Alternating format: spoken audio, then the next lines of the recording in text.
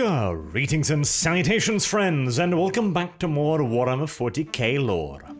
Where today, we are going to have a look at the faithful caretaker of the Necron Empire, the Canoptek Spyder, the guardian of the deep, dark tombs of the Necrons, and the raiser of the dead. The mechanical dead, at least. But first, it is your favorite raid Shadow Legends, the 600 champion strong dungeon delving strategy game for PC and mobile. You can get into Raid now with the link in the description and the QR code on screen, as the game is currently celebrating its 3rd anniversary. And in honor of it, I want to show you my top 3 hardest bosses in Raid. Starting with a pet peeve of mine, the Spider. It took me forever to find a good composition for this many-legged freak, as high and constantly escalating damage from Mama paired with a constant tidal flow of little mini spiders requires tight control of the enemy's actions to see success. Number 2 is Bummel the Dreadhorn. Bummel the Bastard would be more fitting, as this rampaging rhinoceros calls forth devastating bombs when hit by certain effects. Any fight against Bummel is a race against the clock to down the horned horror before he goes atomic. And at number 1, the undisputed champion of hard as granite bosses, the Hydra. It was so hard the developers had to nerf it, and still, even killing it on normal difficulty is a Herculean task, as every head brings its own set of attacks, debuffs and buffs, forcing your team of heroes to counter a myriad of threats just to stay alive.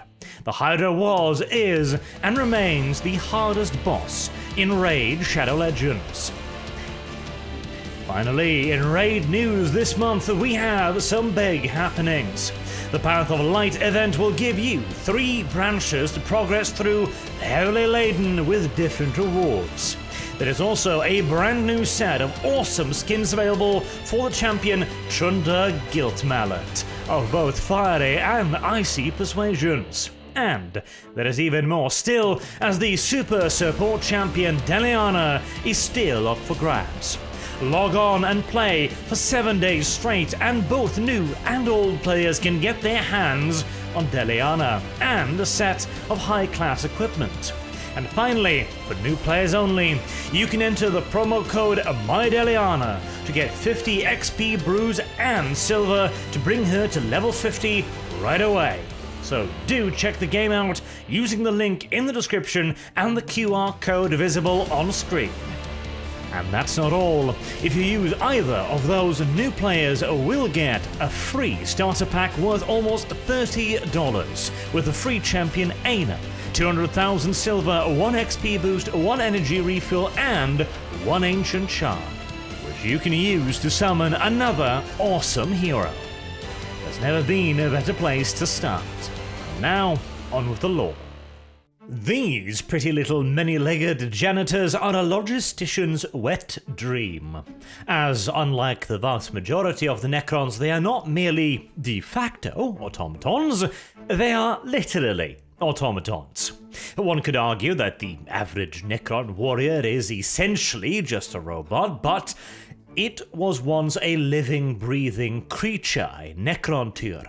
The Canoptek Spyders, however, have been specifically designed and manufactured for their purpose of taking care of the Necron tombs.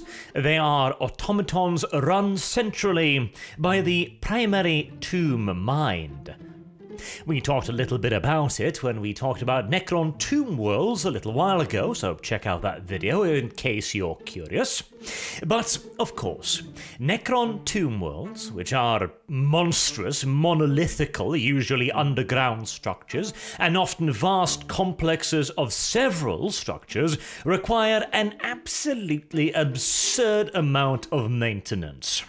Necrontyr technology is highly advanced and exceptionally sophisticated, to the point where it could probably survive hundreds of years without much beyond the most rudimentary form of maintenance, but they've been buried for tens of thousands of years.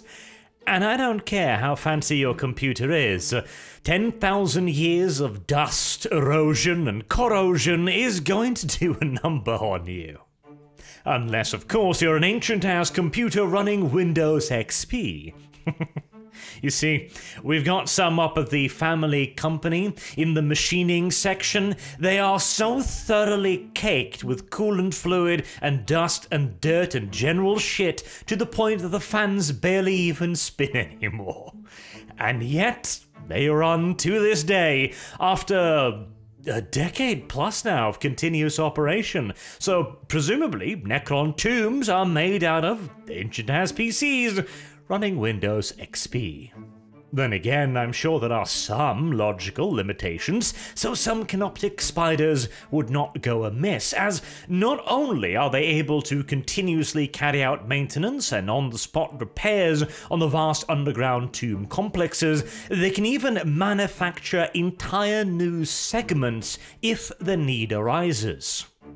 And that really is the primary strength of the Canoptek Spyders, and what really makes them stand apart from other maintenance droids. I mean, even the Imperium has maintenance servitors. Now, referring to them as robots might be missing the point a pinch here and there, but nevertheless, the simple act of carrying out routine maintenance, oiling cogs, polishing thingy-bobs, making sure all of the creepy green lightning in the tombs strike correctly, that's probably not the most complicated task in the universe, especially not when you're able to make, well, thinking machines like the Tomb Mind. However, there is of course a problem with this. If you're going to be applying lubricant, you're going to actually have to have the lubricant. And if you're going to be staying below ground for, oh, I don't know, 10, 20, 30, 40, 50,000 years, I hope you have a lot of it. Which of course also goes for spare parts, for tools, for batteries, for cleaning fluids, for all of the myriad things you need to carry out repairs. As when we're talking about keeping a facility running for, again, millennia upon millennia upon millennia, you are eventually, and relatively quickly as well, going to run into a point where even if you've got the capabilities and the technology to keep it running, you might not have the stuff to keep it running.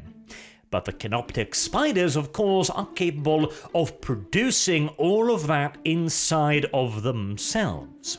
Not only are they able to manufacture anything required for repairs or lubrication or additional bits and bobs, they're also able to make miniature versions of themselves, the Canoptek Scarabs.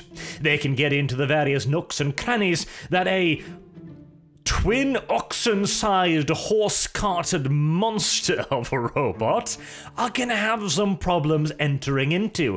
I mean, could you imagine designing a tomb world with enough space to allow this ginormous thing to fit in everywhere? Now that would be hell, and probably expand the scale of the construction project quite significantly as well.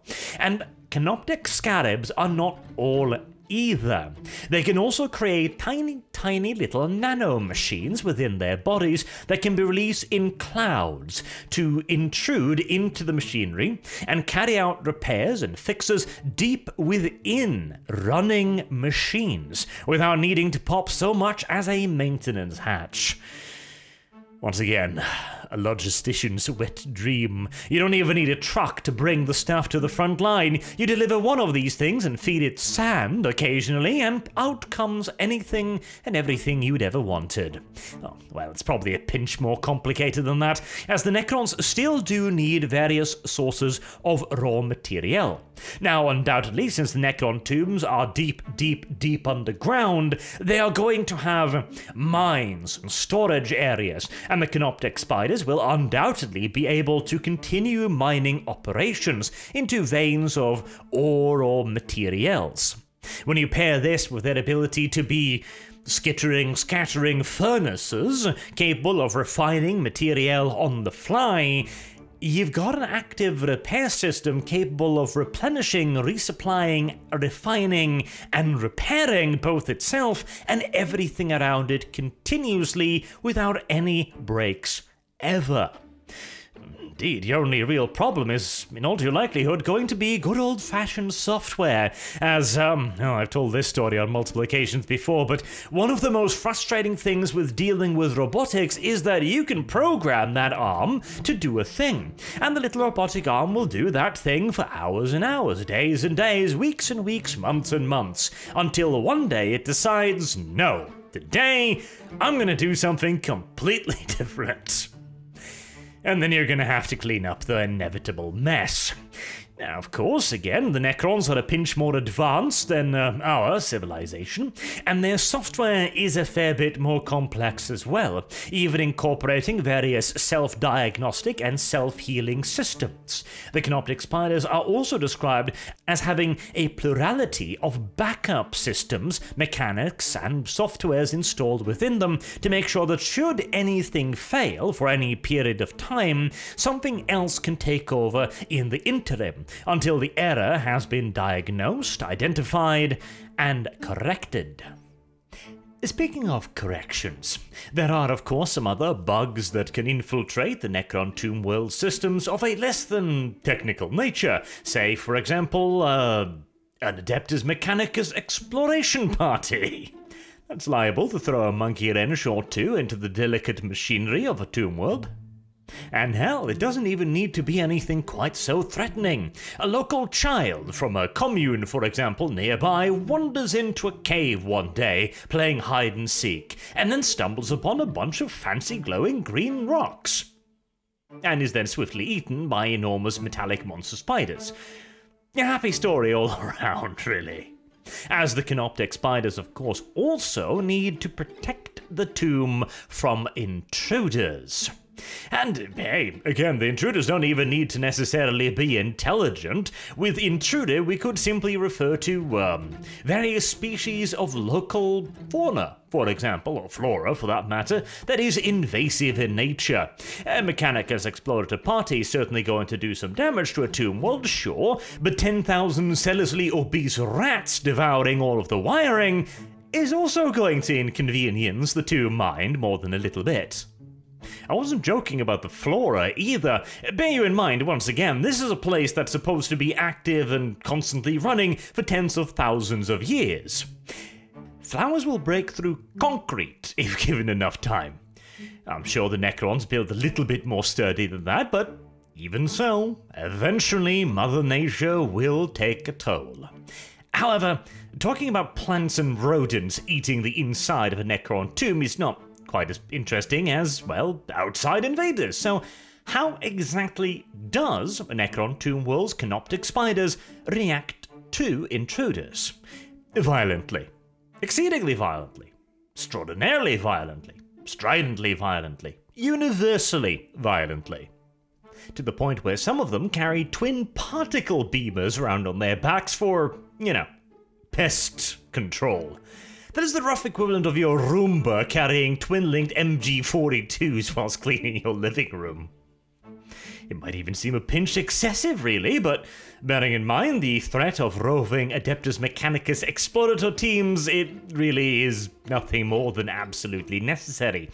Plus, the Canoptek Spyders have another duty as well, seeing as the Necrons have absolutely no clue whatsoever as to when they're going to be waking back up again. There is no guarantee that their stores of spare parts, fuel, ingredients, lubricants, the billions of other things they're going to constantly need, require, and devour will actually last their entire nappy time. When and if they run out or start running short, therefore, it is the Canoptek Spyders' jobs to make sure that they can replenish their stores. If possible, they'll do so via mining or refining operations, obviously, because they are by far the least risky and the easiest. But if that is no longer an option, say for example they had been given a designated resource area, but it has finally run dry, and there is no other plotted within the tomb mine, okay? The only option then is to venture up onto the surface and see what's about. Now bear in mind, this isn't necessarily an invasion. and it's not necessarily not one either. It is simply a scouting party. Most worlds that the Necrons have settled down on are probably uninhabited at this point. They will wander off onto the surface and carry out geological expeditions looking for new veins of minerals to exploit, or raiding ruins of lost civilizations, or maybe going to other predetermined caches scattered across the planet's surface. Lord alone knows. However, if somebody did decide that this particular space rock seemed like a lovely place to make a home on, well, it might get a whole lot less lovely all of a sudden. As far as the Canoptek Spyders are concerned, raw resources are raw resources. So if they happen upon a house made out of concrete, well, as far as they're concerned, it's a block of concrete. And they'll take it home with them to use. If they happen across a skyscraper or a wooden cabin in the middle of the forest, same procedure. The Canoptek Spyders doesn't spew little metallic babies all over your house and eat your entire family because it hates you. It simply needs something to level out the kitchen table that's been all wonky now for half a millennia. But assuming that the Canoptek Spyders do find what they're looking for, or they simply manage to survive on whatever resources they already had, until the tomb world finally begins awakening, then the Canoptek Spyders move from being simple caretakers to being a key instrument in the reawakening of the entire world and its population. As they are, of course, not only the ones that, fix up everything, but also they are the primary operators. They are the ones that bring about the reawakening protocols, at the bid of the tomb mind, of course. A tremendous amount of the Canoptek Spyders and their little scarabs will be busily engaged in the duties and the work of bringing their masters back to life. Once Necron leaders and generals begin reawakening, they might, however, see the bit of a resurgence of their scavenger role, as they will then start moving away from the tomb world to secure the immediate area, which obviously includes taking care of any unfortunate life forms that may have settled on the planet or even nearby. This can also be used to gather further resources, as the demands of the tomb world will increase rapidly with the reawakening of more and more of its warriors. Much of this as well, bear you in mind, is kept in stasis chambers, so the usual maintenance is on the handful of moving parts, or those that have been worn down for such a long time that even the stasis fields are beginning to fail or fade, or the items inside of them have still been around for so long that they still need fixing. Once the stasis fields begun coming down, however, the amount of busy work is quite drastically increased, requiring yet further raw resources. But with Necron leaders awoken, that's going to be a lot easier to get a hold of, as the Canoptek Spyders are not only capable of mining and a little bit of gathering and scavenging, they can be used as on-field production centers, both capable of repairing Necron warriors that have been destroyed or damaged during the fighting. They can also replenish their own stocks, spawning further Canoptek Scarabs or nanomachine swarms, both offensively and defensively, whilst tearing down the enemy's structures, their weapons, and even their very bodies as future materiel for the tomb.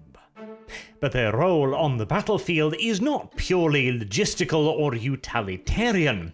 They are still massive metal monster spiders, more than capable of getting stuck in as well. First and foremost, they are very, very tough, like all Necrons, but with the added benefit of tremendous size, making them little flying tanks in certain ways. They also have potent melee weapons in the form of the Fabricator Claw Array, which is a generalized term for the myriad of energized tools that cover the Canoptek Spyders. They are more than able to rip apart metal, tear armor, and tank hulls to shreds just as easily as they can be used to repair those very self-same things. Some are also, as mentioned, equipped with twin-linked particle beamers, heavy anti-infantry weaponry, perfectly suited for scouring clear the corridors of a tomb world of mischievous intruders whilst leaving the beautiful walls unblemished. Some are even equipped with so-called gloom prisms. These are rather interesting little doodads, described as energy fields, which are somehow able to combat the powers of the warp. Now, those who know the backstory of the Necron tier know that they are no friends of chaos or the warp in general, and have done pretty much everything in their power to jail, to control, or to nullify, or even if that's not possible, at the very least reduce the influence of chaos on the material world. This is a localized, weaponized variant of that can be used against enemy psychers or demons. A valuable addition, seeing as probably the greatest security threat conceived of by the Necron when they were actually constructing their tomb worlds wasn't humans or orcs or even Eldar, their ancient foe, the creations of the Older Ones, but probably instead various warp creatures, although they would probably have been around long before the more demonic manifestations of modern-day 40k.